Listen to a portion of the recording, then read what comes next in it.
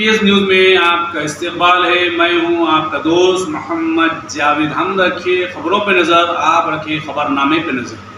आज दूध गोली बहादुरपुरे पे हम लोग फार्मेशन ऑफ आंध्र प्रदेश के जो प्रोग्राम हुआ था, तो merging of Telangana Hyderabad state national capital India, उसके लिए हम यहाँ तमाम लोग जमा हुए हैं।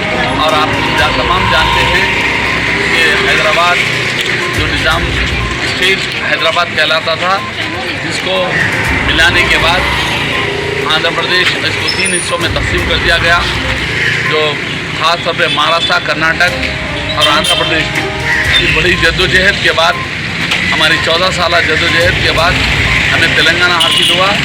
ये तेलंगाना प्योरली निज़ाम स्टेट कहलाता है और इसी वाबस्ता कर्नाटक के अंदर और महाराष्ट्र के अंदर जो है वो रियासतें भी हैदराबाद स्टेट के साथ मिलना चाहिए, तभी जाकर हमारा मेरा तेलंगाना कहलाएगा। और हमारी दूसरी बात, हम लोग जो चाहते हैं कि इस तरह हैदराबाद स्टेट जो तेलंगाना स्टेट बनने के बाद जो तरक्की हुई, वो तरक्की को आज आप तमाम देखते हैं।